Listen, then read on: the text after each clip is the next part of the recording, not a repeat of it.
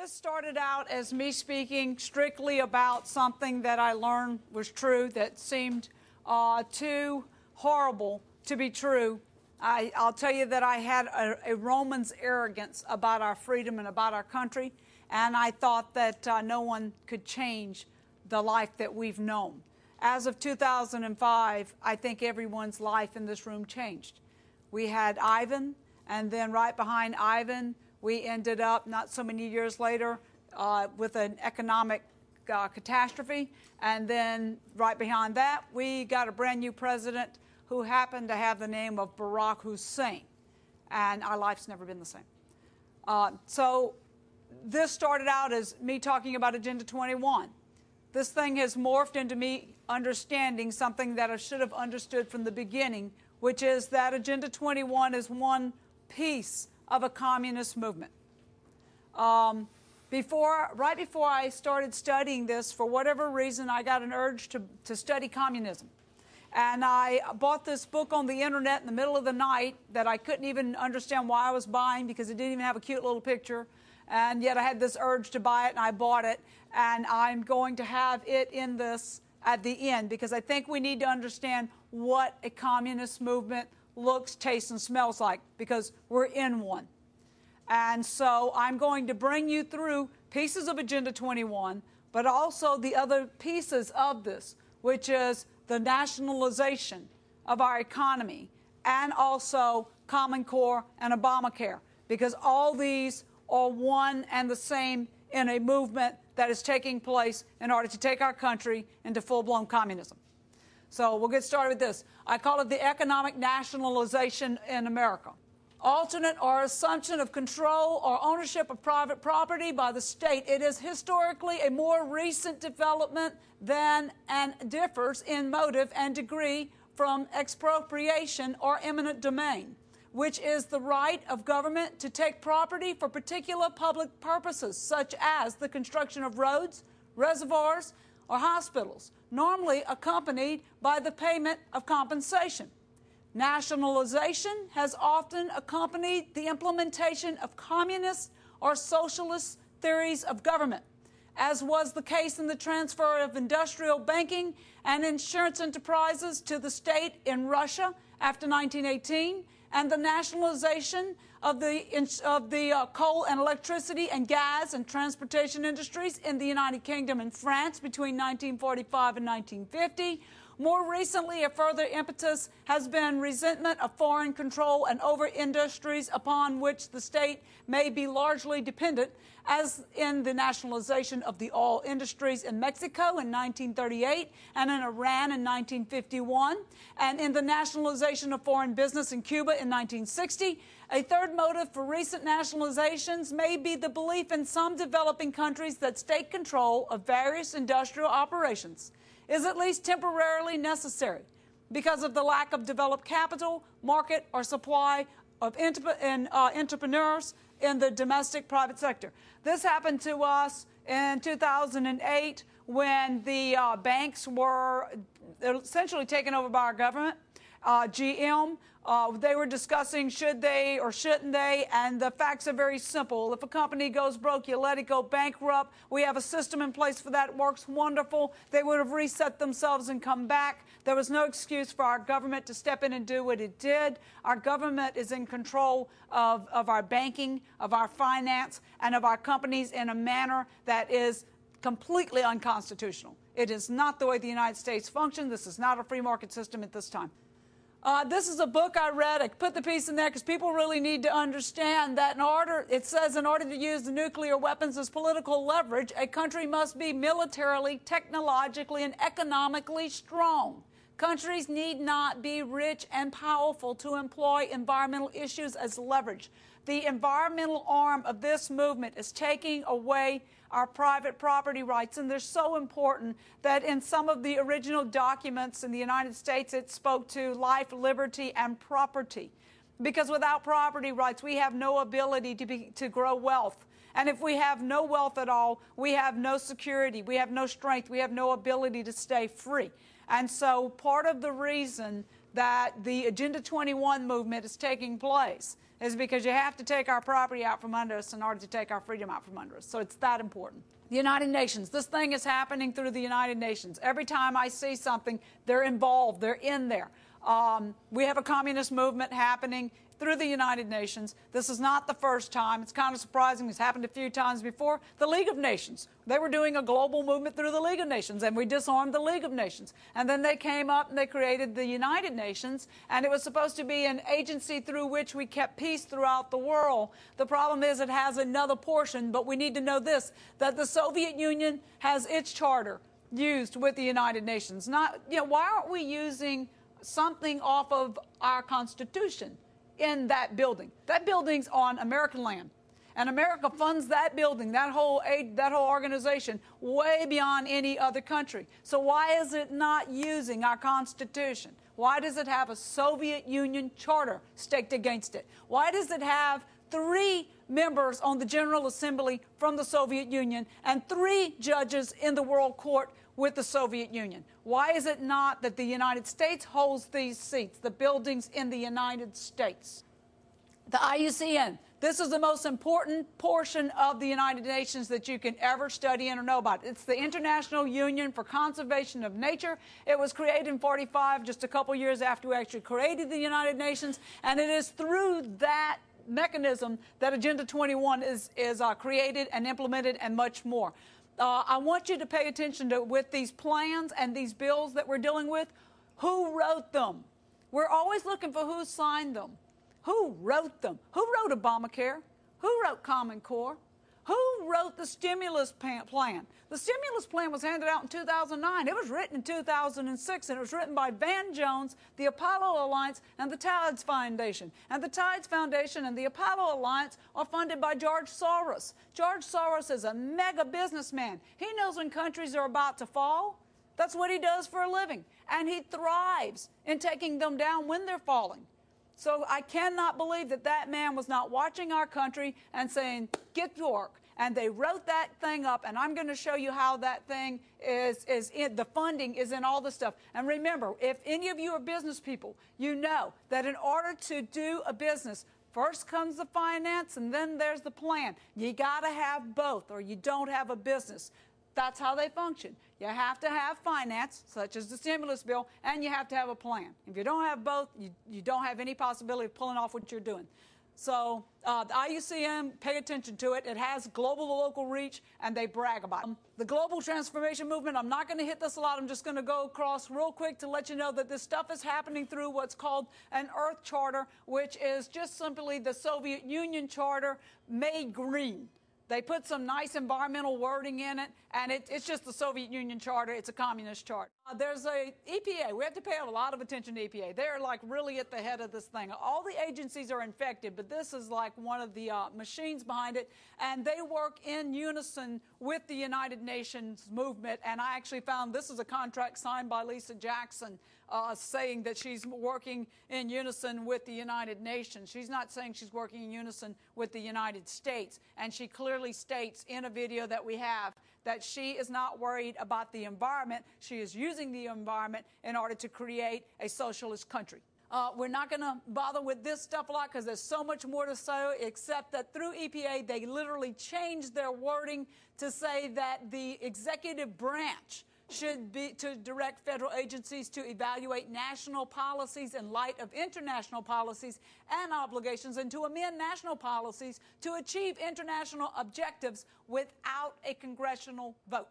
That's the important statement there, is that they're bypassing our government at every spot that they can. Our Congress is being left out of the picture. The Earth Charter is written by Mikhail Gorbachev and Maurice Strong, and what I want you to know about these guys is every time you hear the word green, Greenpeace, Global Green, flip them on to some green ones here. Next, some of these I don't want to run you through. Here we go. Green Cross International, Global Green USA, Green Party, Greenpeace. That's all Mikhail Gorbachev, who lives in California, out there in our little base that he's sitting in, and he runs these agencies and organizations through there, and he's a hardcore communist, and he is implementing communism in our United States of America through an environmental movement. And that's one of his little brags. He actually said that. He said, we're moving to a new world, the world of communism. We shall never turn off that road. That is, the red road is now a green road, and it leads to socialism. And that was spoken in 1987. So he's that diehard. That's what he's doing. This is the other half of that machine that wrote that thing. This is Maurice Strong. And all I want you to really know about him, I mean, he's a mega businessman, but what I want you to know is his agencies. Flip some more till you hit the Earth stuff. This man, there we go. If you hear the word Earth, think Maurice Strong. So when you hear Earth Day, it was started on the 100th birthday of Lenin, April 22nd, Lenin's birthday. That was done on purpose. Mother Gaia, Mother Earth, Earth Summits, Earth Council. Maurice Strong started the Earth Councils, Earth Charter. He helped write the Earth Charter. So when you hear the word Earth, that's a communist movement. This guy's big on Mao Zedong. And so, yeah, he's hardcore communism. Here we are. Here's a bunch of the other guys that are working in this thing. Valerie Jarrett. How many people pay attention to who the senior advisor of our president is? There she is. This lady was raised in Iran, hardcore communist. And this is who is standing around with our president's ear, speaking into it, trying to advise him on things. They say that she was totally against him when our SEAL Team 6 went in and took out Osama bin Laden. The words are that the man's in golf shoes, so it sounds like they surprised him with that. But anyway, she was totally against it. Richard Trumka, he's, union. Also, when I say the word Jimmy Hoffa, I'm amazed how many people say, well, he's dead. And I'll say, well, no, Jimmy Hoffa Jr. is alive, and he works with the unions, and these unions right here are hardcore communist unions. The AFL-CIO and the SEIU are hardcore communist unions. Andy Stern, he's in there, and I didn't put in the Acorn guys, but Rathke, if I can say him, those guys started Acorn in New Orleans in a old funeral home off a canal. They had over 250 agencies that they had involved in it, and they work arm in arm with Andy Stern. And so that way you have a Acorn machine working the vote and a union working to finance elections to get the right politicians in the right seats, and all of it works together in order to take our country down into a communist movement. Van Jones was on there. He's a very important guy. He's the guy that's working on writing a lot of these things. So remember, I want you to know that the IUCN writes environmental plans, and the Apollo Alliance with Van Jones, which is now called the Blue-Green Alliance, writes a lot of the bills that will go into law here in the United States. They work off each other. We don't want to go into that a lot, except I want you to know that when you hear the details of Earth Summits, all you really need to know about the Earth Summits is that plans are written by the IUCN. They're introduced at an Earth Summit. At the Earth Summit, they invite all the different leaders of countries to come and experience these summits, where they can introduce these wonderful, warm, fuzzy plans that sound great. These leaders of these countries go back to our countries saying, man, did I learn a great thing that we want to do. And then they try to bring them into their countries, just like here we had George Bush Sr., as I call him, working off James Baker, bringing in one of the Agenda 21, the original one, and the Biodiversity Convention off of one of these summits. And so then that starts floating into our country. Thank God Dr. Michael Kaufman blocked the Biodiversity Convention, but I'll get into that in a second. Okay. This I'm not going to touch much, except to say that habitat, this was off the Earth Summit in '72. And the one thing I want you to notice about that's important for us to notice is it says land cannot be treated as an ordinary asset controlled by individuals and subject to pressures and inefficiencies of the market. Private land ownership is also the principal instrument of accumulation and concentration of wealth, and therefore contributes to social injustice. These guys believe in communism. And in communism, it's for the collective. The government's supposed to own it and control it. Communism is about control. And so it says that it wants redistribution of population in accordance with resources. I'm going to show you how they're doing that to us. Government must control the use of land to achieve equitable distribution of resources. Control land use through zoning and land use planning. Excessive profits from land must be recaptured by the government. Public ownership of land should be used to exercise urban and rural land reform. Here's the important one, and this has already happened to us.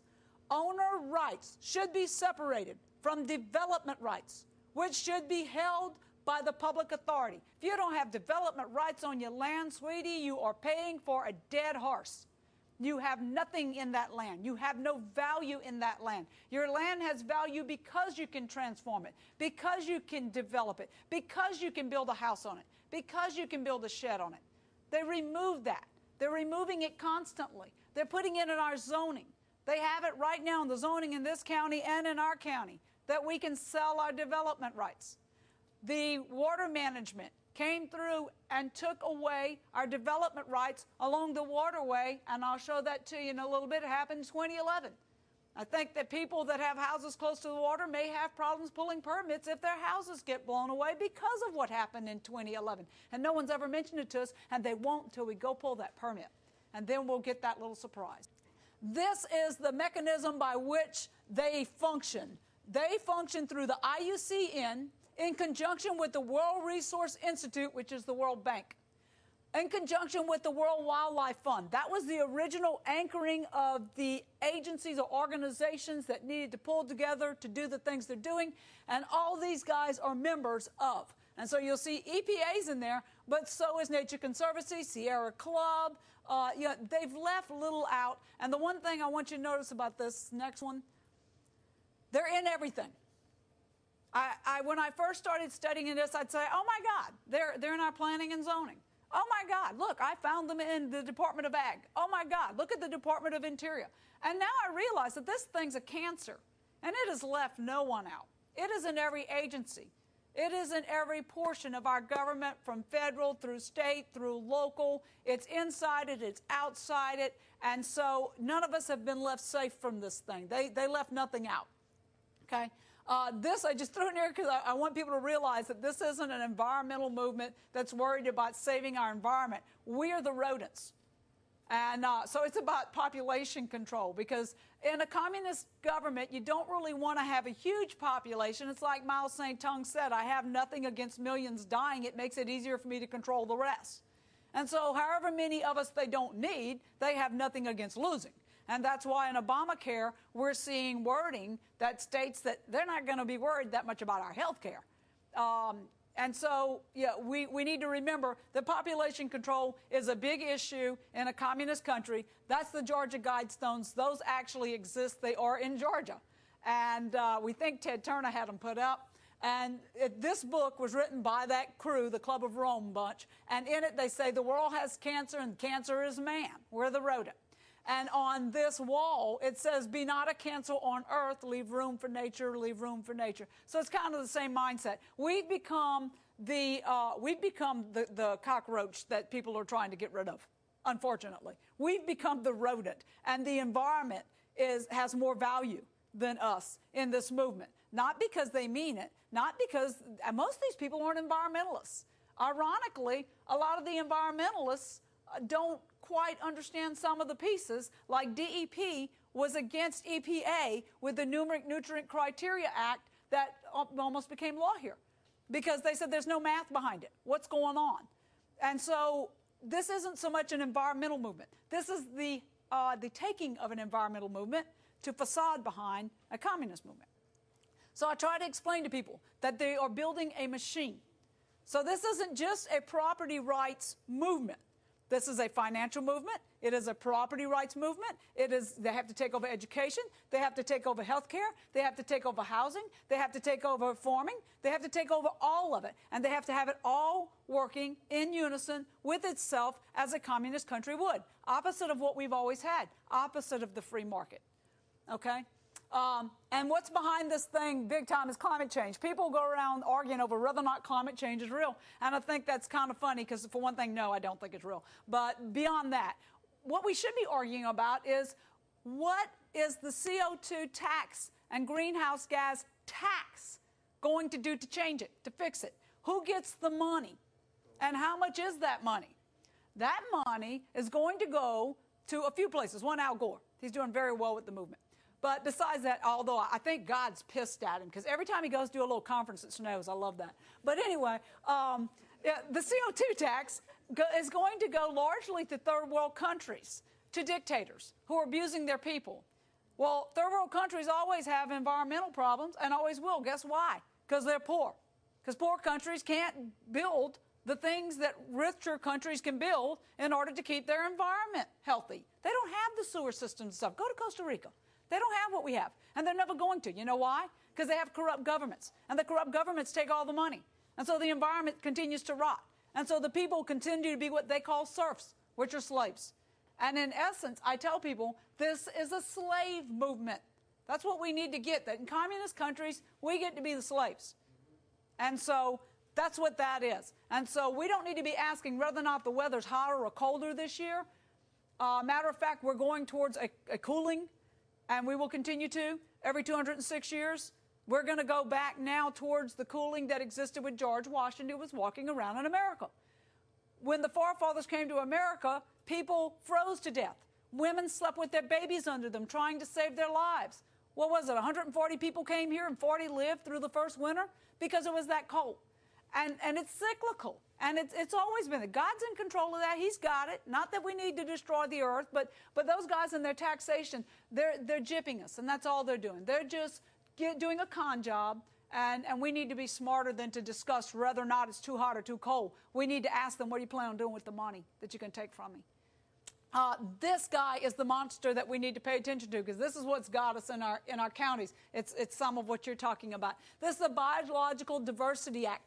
This is the plan that James Baker came back from the Earth Summit saying, man, if we got a great idea, we're going to sign up for one of these. And so our president was pushing it on through, being George Bush. We talk about the Democrats and the Republicans. Well, this is both have been snookered into this thing.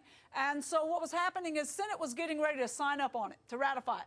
And Dr. Michael Kaufman, who I brought to Milton twice now, walks in with these maps, and I'll show you the map, and says, this is what this is really about. This is about taking human beings and potting them in areas that they want them to live, where they can put cameras on them, where they can monitor them, where they can control them, where they can know where they're at and when they're at, where the government will then possess all lands, the municipalities they live in, but also all other lands.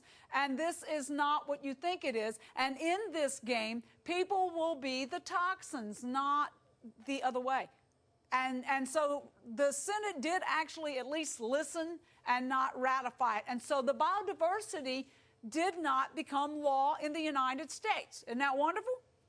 But here's the bad news. Everybody in this room is dealing with that thing, because it's sitting on our heads through our counties, because they got some money. They got a little grant. And for that little grant, they signed on. And so now the Biodiversity Convention is in your county planning and zoning. And if you don't believe me, go pull a permit to build you a house or a dollar store or make a subdivision. And they're going to say you have to do an environmental study. Well, guess what the environmental study is? It's the Biological Diversity Plan. We're dealing with a United Nations plan, which is unconstitutional. And we're dealing with it through our county planning and zoning, because our county planning and zoning got them a little money, not realizing what was on the back of the check when they signed it. And so now they can say, well, no, that land's wet, or that land's wild, or there's a turtle over there, or we found a salamander, and you can't develop your land anymore unless we say. And you can only develop this much of it. And no, you have to pay some points in order to develop this piece, but you'll go ahead and buy that. It's credits. And actually, that's what they're collecting, is they're collecting credits by collecting land. They disperse the credits away from the land, and then they can sell the land again later if they choose, keeping the credits. See, that's like being in Louisiana and keeping the mineral rights. Because in Louisiana, you want your mineral rights so you can sell your royalties.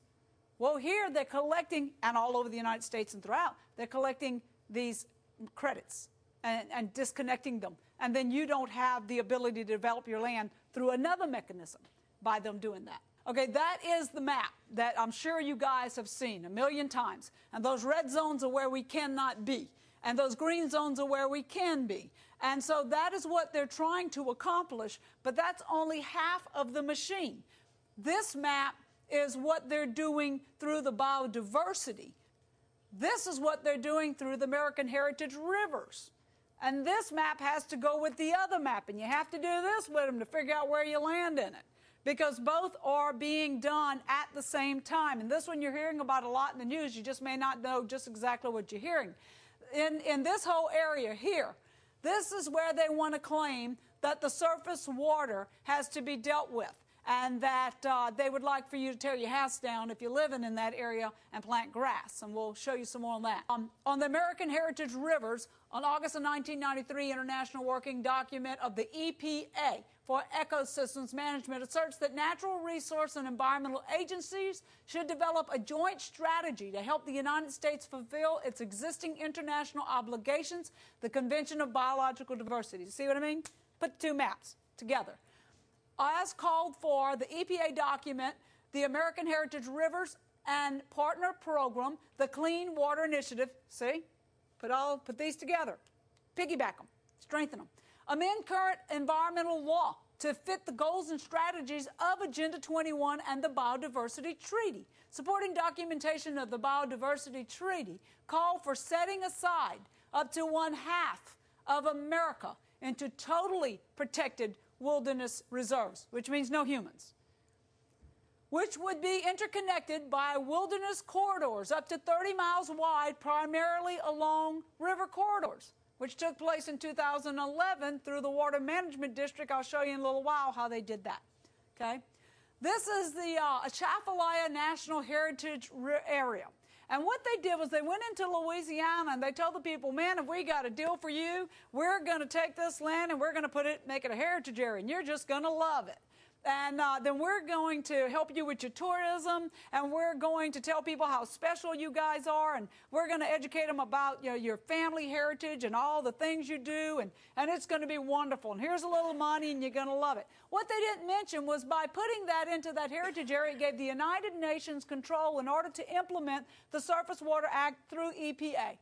And by doing that, when the Morganza spillway opened up almost 2 years ago, then we started hearing how they were planning on going in there and telling those Cajuns they were going to have to leave, and that they were going to have to put a little grass where that house was so that the water could filter, because water became, same thing as CO2, toxin.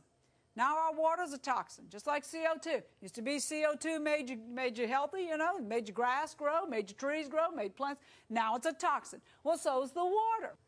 Yeah, I always tell people, I want to see the EPA guy walking. He won't need a retirement plan. If he's going to walk into the Big Bend or into the Henderson Swamp or any of those areas and tell those people they have to move because they're going to plant grass where the house was. It'll be ended rather quickly. But that's what they're dealing with now. And they're hearing that someone's going to come in there and try to take away their home and plant some grass through EPA. Okay, go ahead. Okay, then I need you to pay attention to the world cultural and natural heritage areas. Like George Washington's home is in this. Washington Monument is in this. All this stuff's controlled by the United Nations, because they came in and they said, we're going to take and keep these up for you. We're going to rebuild Mount Vernon, the home there, and fix it up. And we're going to keep up with these different heritage sites for you. Well, my answer to that is, why is it that we just gave them a check for $200 billion, and yet we have to hand them control of our places, of our monuments, of our heritage sites, for them to keep up? They're keeping it up with our money. So why aren't we just leaving them out of the picture? Why are we giving the United Nations and the IUCN any power and any control and any say in the United States with anything? And so, this makes no sense to me, that they have control of all these sites, and yet we're funding it. Yeah, it's just insane. The Biosphere Reserve location. So see, what I'm hoping you guys are understanding is when they came in and said, okay, this is a wetland, and if you want to develop it, you have to do these things, or you cannot at all. Here's a wildland, and we don't want you walking on the wildland. We might let you hunt it a little bit for a few years to just kind of pacify your butt. And this is a salamander, and you can't touch it because we don't have many of them left. And this is a biosphere, and you can't be in there. So you see what they're doing? They're using multiple excuses: surface water, biosphere, wetland, wildland, forest land, anything they can do, because it's all a head game to take your land out from under you. because it's all to give the land to a government other than private. Because if we don't have guns, and if we don't have God, and if we don't have property, then we don't have freedom. It's that basic. And this machine works on that. So I always show people, see, the Everglades belongs to the United Nations. And it belongs to the United Nations through the Biosphere Reservation location maps. It's in there. And so is Yellowstone. And so is the Rocky Mountains. These guys have come in since the 80s and started taking these American parks and claiming them as theirs. And they're going to keep them up through the IUCN. And so we're asleep not knowing it, and they're actually snagging what is the United States land into their coffers, not ownership in paper, ownership in control. And so that's what we have to pay attention to. They apply these things like the biosphere, and then they have control. Okay? Right now, if you'll pay attention, the Everglades, they're spending millions. Pull up DEP's website. They're spending a ton of our money. They're going to try to put a liner in the bottom of the Everglades to keep the water at one level so that it doesn't fluctuate. So you know what that means? That means a few people are going to get very rich with some grants pretending they're trying to put a liner in the bottom of the Everglades, because that's what all this is about, guys, is a lot of money.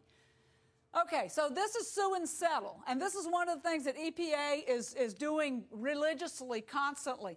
What will happen is Nature Conservancy will sue EPA for something that EPA wants to implement, and Nature Conservancy wants to implement. And then EPA will just say, well, yeah, I ain't going to fight you. Go ahead. And it becomes a bill. It becomes a law. It becomes a regulation. And that's one thing we need to pay attention to, is this is rules and regulations. These are not laws. These bypassed Congress. These did not go through our government and get ratified by our Senate. These are not laws. O.C. Mills did not serve time in prison because he broke a law.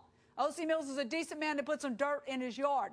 O.C. Mills went to prison because we lost the United States of America to EPA and these kinds of guys, and they stuck that man in prison because he broke a rule.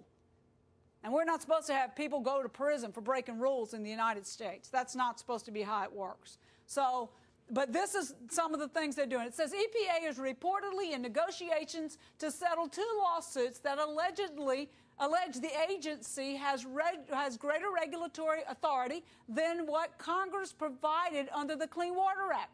The lawmakers are concerned that in choosing to not defend these cases in court, EPA is effectively refusing to honor the limits of its authority under the Clean Water Act and could subsequently use the settlement as a basis for an expansion of jurisdiction beyond Clean Water Act's perimeters. The EPA under this administration continues to look for ways to circumvent Congress in order to expand its burdensome regulatory regime. Micah said, we have serious concerns that this sue and settle tactic is becoming another EPA tool to backdoor jurisdiction grabs. And that I got out of a newspaper. That is happening right now. Well, what they do is they'll sue for something and settle, and there's lots of money in the machine of it. It's all money, guys. It's all, okay, well, I'll go ahead and you won for that $2 million lawsuit. Here, it's our money. They're taking taxpayer money. It's like if I sued my husband and he says, okay, well, we'll drop it. But I'm getting the $1 million they're suing him for. So they're doing it with money and with rules and laws. So they're making money to have more money that they need to implement more suits, to do more things, to buy more politicians, to pass more rules and regulations, to take away more of our freedoms. We're funding all of it. We funded the stimulus bill. We funded the buyout of the banks. We funded the buyout of GM. We fund every dime of these guys' movement. They're robbing us.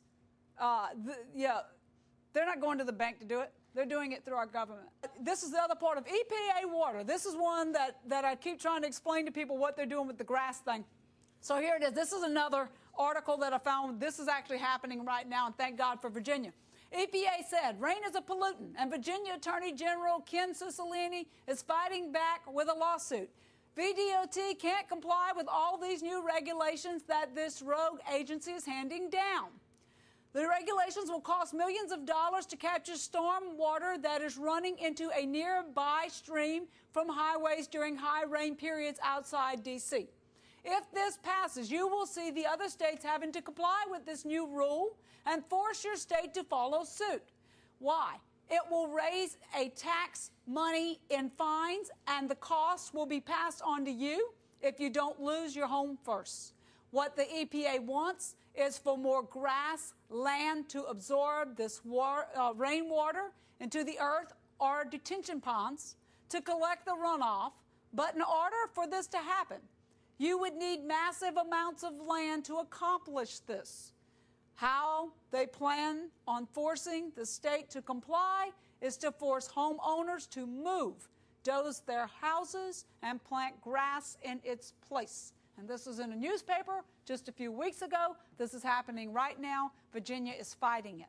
And so that's how serious this is. They're in the surface water area. And so this is a mechanism by which they would take our homes. This is also, remember, another mechanism where if you live out here in the country or somewhere that they don't want you living, boy, they can move you easily out of there and put you over here where you can live, which is very easy to do because they brought in the comprehensive plan and planning and zoning around mid to late 90s, and that was funded by these same guys. And our planning and zoning signed on, not knowing because they cashed the check, and then they sent them the templates to the planning and zoning and the same templates to our water companies, and it literally established the comprehensive plan for all our counties, and that established where we will get to live because that established where the subdivisions can be built at. They told us they were trying to organize our communities, make them well organized, put the roads in the right places, have the shopping centers here, the houses there. And we didn't notice exactly how they were designing it, and that they were designing it as part of a machine that they're still working on right now. I ask all of you, when you ride home, count the cameras. They opened the building last week in Utah. That building's watching us through those cameras. And if we live in Allentown or in Jay or in Bruton, it's a little harder because they don't have the cameras out there yet. So this is part of this plan. Okay, go ahead. Florida Forever. This is our little monster. This started in Walton County with M.C. Davis in what is known as Nicoos Plantation. M.C. Davis works with a gentleman known as E.O. Wilson. E.O. Wilson is a Harvard professor. They also are doing this same little game in Arizona, Wyoming, and Africa.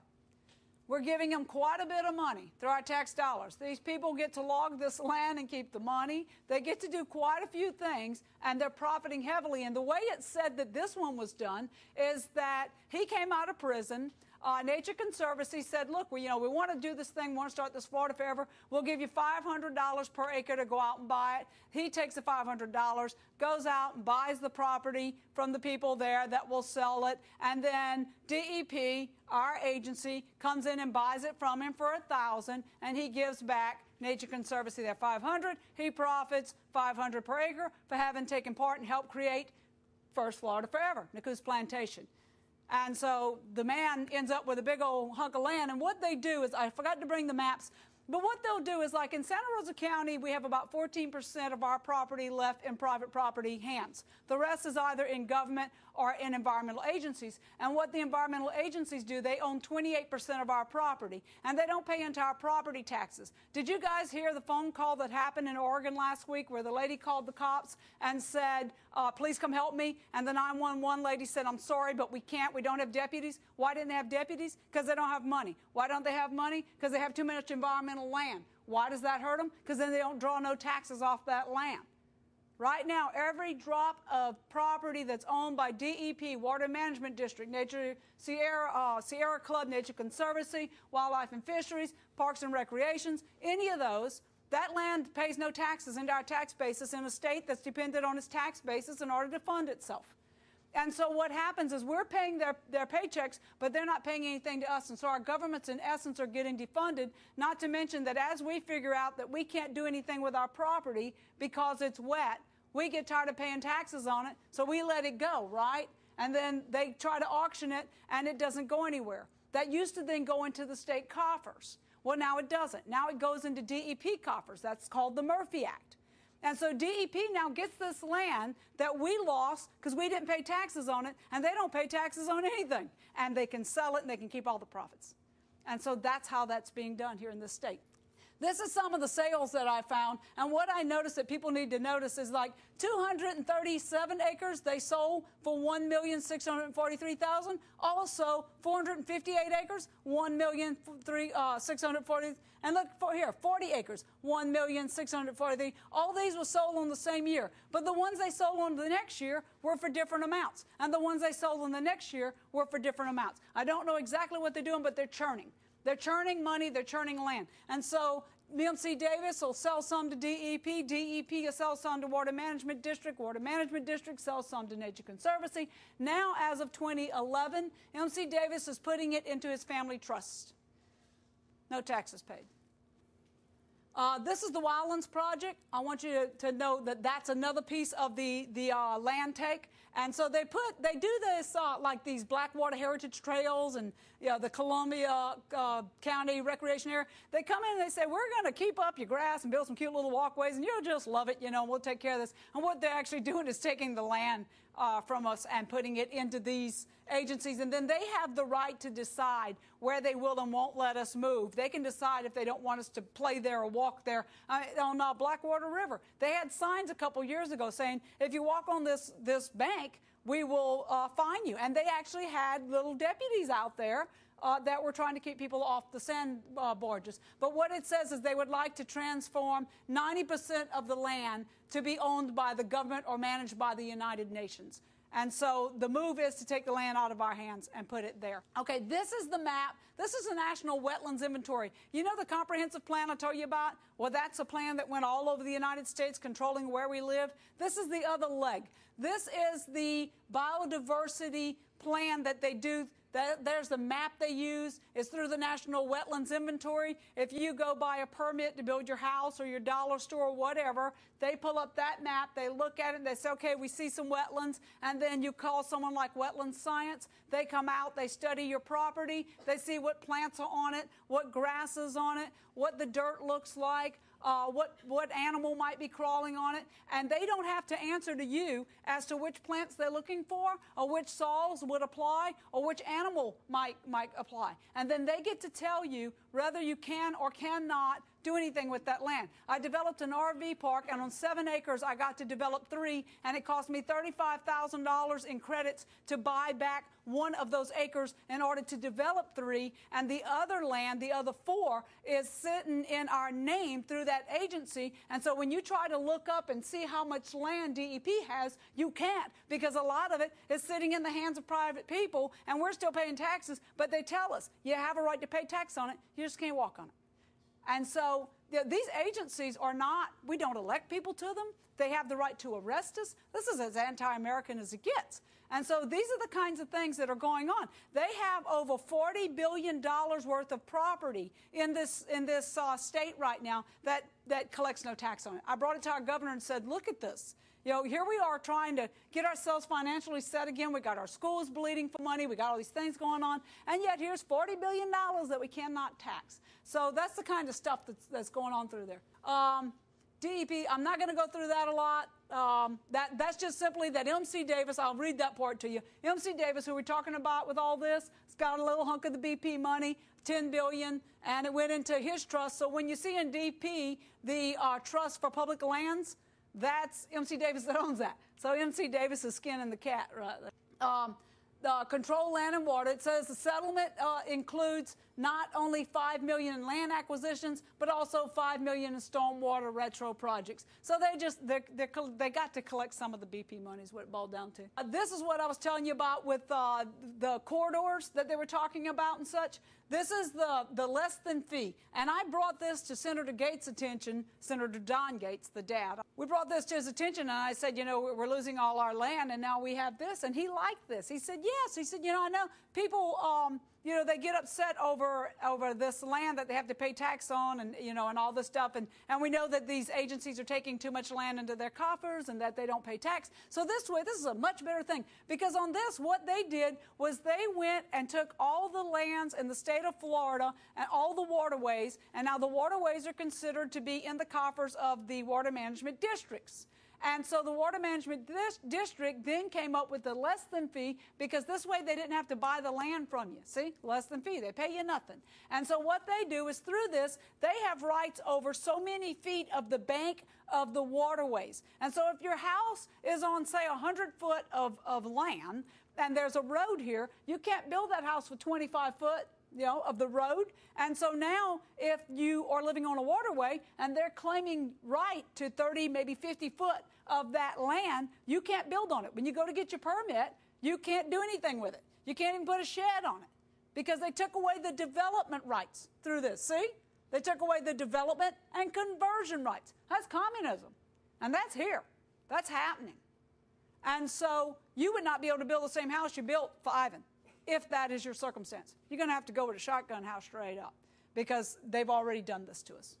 Okay, this is what I want to pull you through. This is the stimulus bill that was handed to us in 2009. It was written in 2006. And I think you need to know Common Core and Obamacare and its connection to it.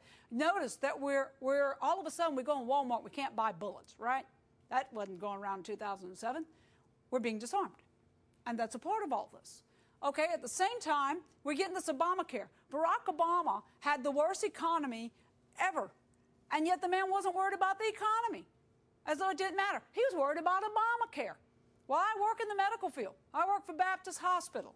And right now, we're putting the doctors on a web-based system, and they have to report everything into that web-based system. And it has to be on in their office by January of 2014. And they will be billed for $40,000 to sign on to this system. And they are cut in funds for Medicare and Medicaid by 60%. And the way that works with insurance, for anyone who doesn't understand it, is the way a hospital or a doctor survives is Blue Cross and Blue Shield. I charge them $25,000 for this heart surgery, and they pay me pretty much $25,000. Medicare might pay me $20,000 for this heart surgery. Medicaid might pay me $10,000 for this heart surgery. Now, insurance companies have to insure everybody. So I can go get in a wreck and I can break my leg and I can go call them on the way to the hospital and say, hey, I need y'all to cover that leg for me. And then they have to pay for it and cannot protect themselves from that bill, even though they only collected $20 from me. They're paying for my leg. And then I can call back when I get my cast on and say, I don't feel like I need it no more. And so the insurance companies are going to go through the roof. As of January, it's going to be crazy. And so more and more people will have to get off of it because you won't be able to afford it. And your boss won't be able to pay for it and all these things. And so more people are going to get dumped over here into Medicare, but most certainly Medicaid. And so now the hospital that used to get the $25,000 for 20 people that came in is only getting it for 5. Now they have more people on Medicare and way more people on Medicaid. And so now they can't afford all those nurses and doctors and all those things to do that procedure on you. So now they're going to get rid of all these nurses. And now they're going to have ARNPs treat you instead of your doctor, because we just locked the doctor down onto a computer system telling him he can no longer have his secretary put in your information. It has to be his fingers on the key. And so now our doctors are saying, I'm not going to live like this, because the IRS is actually going to tell me who I can treat, because we are doing data collection systems. Every time you go to the doctor now, everything is recorded.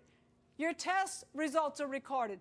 They came to me as a worker and said, we're going to do preventive care. That's communism.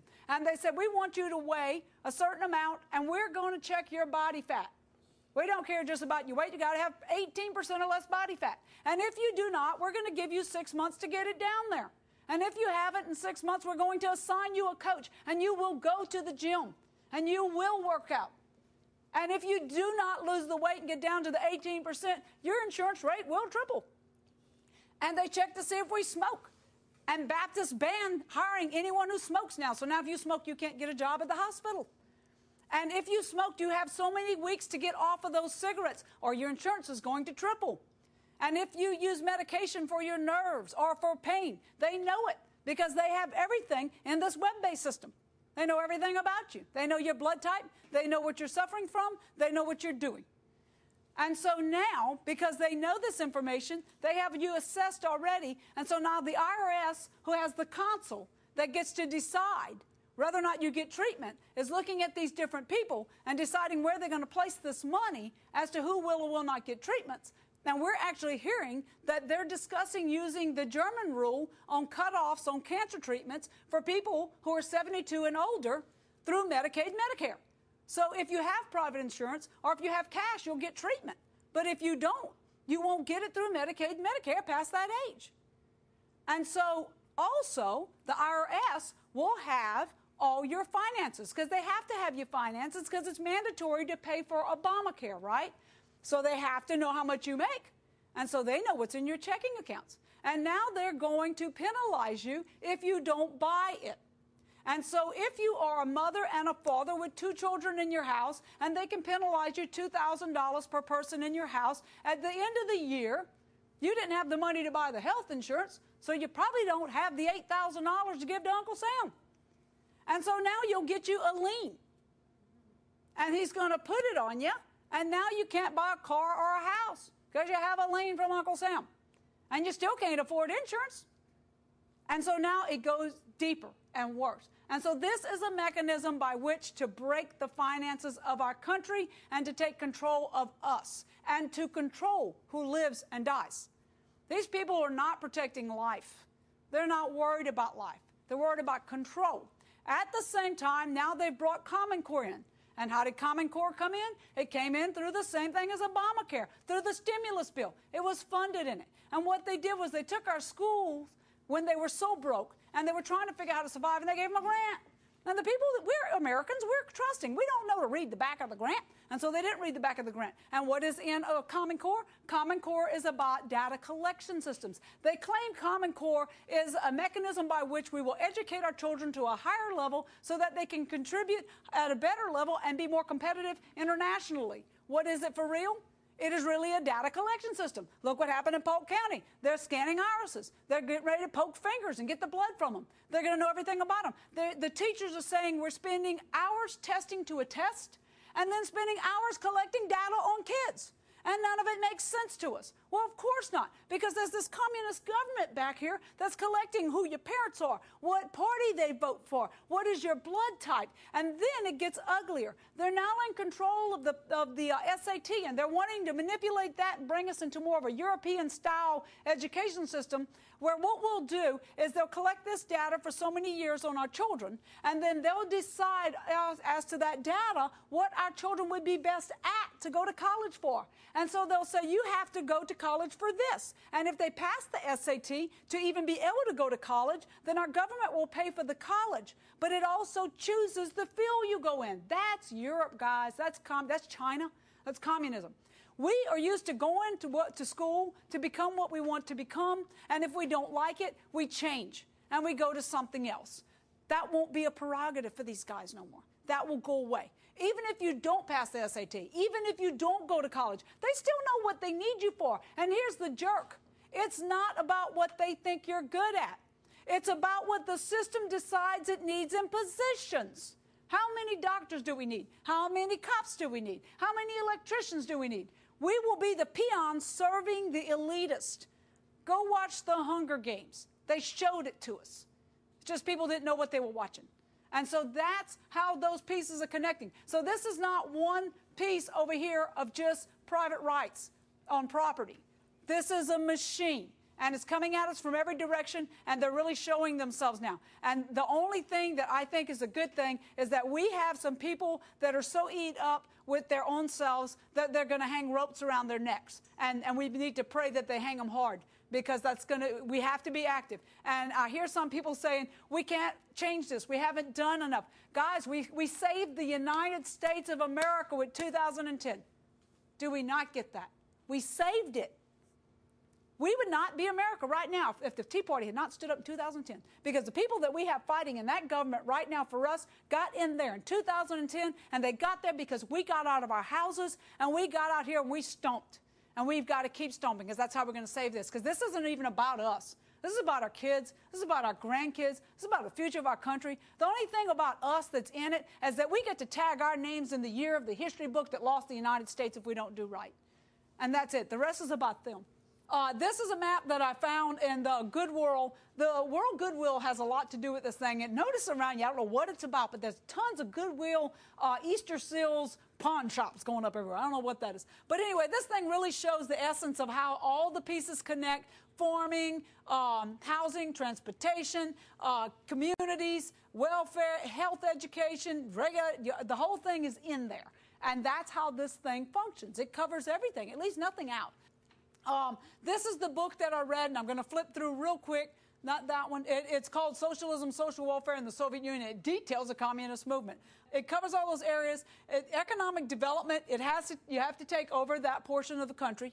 Capitalism to communism. A lot of kids don't realize. They think that socialism's great. They're thinking of Canada. We're getting Cuba. And in a communist country, they don't just go straight into communism. They usually go into socialism and then fall from socialism into communism. Housing and communism, the housing thing is in there. That control they're taking, the sustainable communities, all the things, the comprehensive plans, that's communism. The farms, you see a lot of pictures of these cool farms in the cities, these big buildings, got grass and trees and all. That's part of this. That's controlling farming. You want the big farms to go in the hands of Warren Buffetts and stuff like that, and then you want to leave us out of that. They say that when they were trying to take the people down in Russia, that the hardest thing to do is to take down your farmers because they could feed themselves. Agriculture, that's big in it. Flip it to the next one. State capital. We think we're trying to figure out what system they're trying to put us in. It is either state capitalism, which is these things. System X, which is Fabian socialism, is what that is. We just know it's a form of communism that is here. And the IRS is, all of it's in it, guys. Every piece of it's in it. The things they're doing, that's what they're doing. And we're not used to that. That's not who we have been. And we have to stop it. We have to call our senators, call our congressmen. If they don't fill the prescription, throw their butts out, get another one in there. We're not going to fix this in a year. We didn't create it in a year. And it's going to take a lot of effort and a lot of time. And so we have to get solid and stealth. And we have to get out there. We have to educate our kids on what's happening. We have to bring God back in our schools. There's not enough prisons to be built to hold our children if we take God out of their lives. And so we have to get God back in their lives. We have to protect our property. We have to be active with our consuls. We elect officials, and then we kind of just put them on auto. We don't keep up with anything then. Our commissioners will tell us nobody's even in the room. Nobody cares. And so you don't run a business like that. And this is our country, and it's in great danger. And so we can't run our country like that. We have got to find people like Sue is trying to find someone to be at the commissioners' meeting, to hear what they're saying. We have got to be involved in our schools. The schools are the future of our country. They are the foundation of what our children will become. And so we have to be active in all those things. And if we can just stay morally solid ourselves. We didn't elect bad people by accident. We elected bad people because we ourselves forgot what we were electing them for. I ran for election, and people would ask me what I was going to do for them. They would say, "Will you bury my cow?" The last one would bury my cow. And I'm thinking, Christ's sakes, George Washington did not create the United States of America so we could be so socialist that we're burying people's cows. I couldn't imagine my dad saying that. I'm like, if you can't afford to bury him, you shouldn't be having him in your pasture. So, we have got to quit that mindset. We have got to start electing people and saying, what are your morals and what are your integrity? Talk to me. I want to hear the words that come out your mouth. I want to know what your soul's about. I want to know how you're going to handle this position. I want to know if you're going to represent this country and its future. I don't want you to give me something. I want you to give my kids something to have. And that's the mindset we have to go to in order to change this. If we don't do that, this thing wins.